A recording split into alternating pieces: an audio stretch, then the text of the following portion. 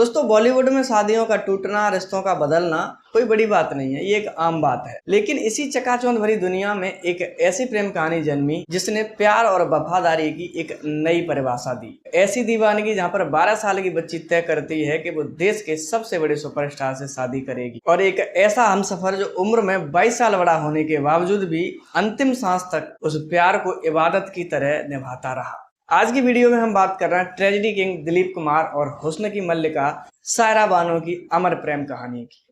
कैसे ये दास्तान शुरू हुई और शादी के बाद एक तूफान ने कैसे इस रिश्ते की नींव को हिला के रख दिया था।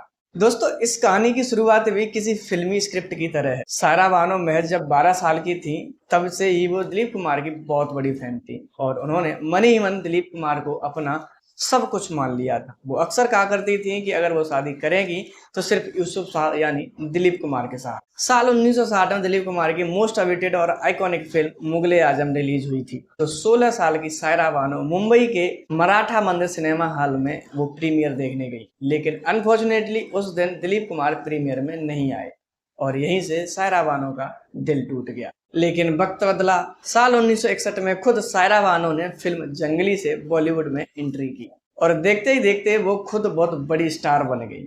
लेकिन उनका दिल अभी भी दिलीप कुमार के लिए ही धड़क रहा था।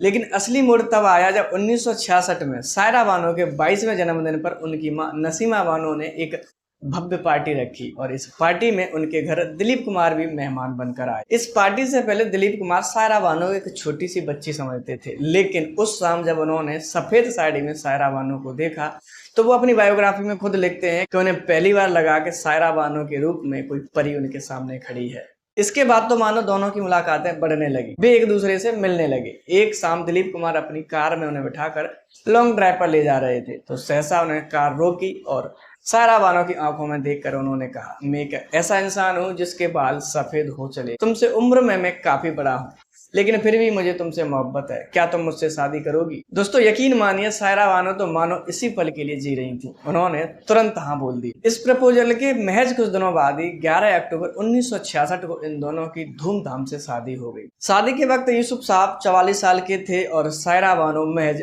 22 साल की। इस शादी की खबर जैसे ही चारों तरफ फैली, लोग कहने लगे कि ये शादी कुछ ज्यादा नहीं टिकेगी, क्योंकि दोनों के बीच में एज गैप बहुत ज्यादा है। दोनों के बीच में मतभेद होंगे और विचार नहीं मिलेंगे, इसलिए ये शादी बहुत ज्यादा दिनों तक नहीं टिकने वाली। शादी के बाद कुछ एक साल तो बड़े खूबसूरत गुजरे, लेकिन 1980 के दशक के शुरुआत में ही इस हंसते खेलते खूबसूरत परिवार पर किसी की काले साया की नजर पड़ी। दिलीप कुमार की जिंदगी में अस्मा रहमान नाम की पाकिस्तानी लड़की की एंट्री होती है। दिलीप कुमार साहब अस्मा रहमान के प्रभाव में इस कदर आ गए कि 1981 में उन्होंने बिना सायरा बानो के बताए उससे के साथ दूसरी शादी यानी निकाह कर लिया। जब मीडिया में दिलीप कुमार की दूसरी शादी की खबर फैली तो सायरा बानो पूरी तरह से टूट गई।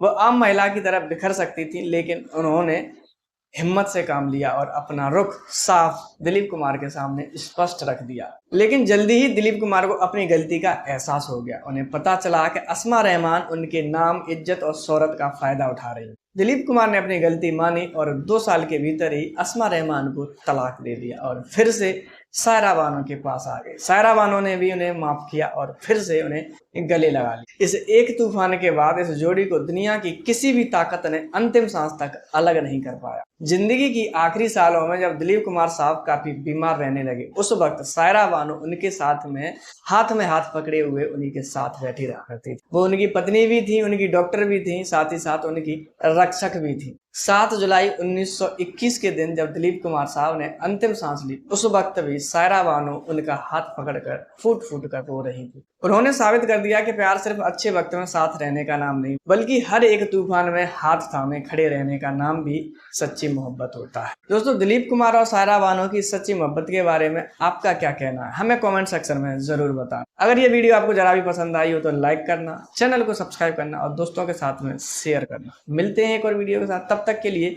बाय।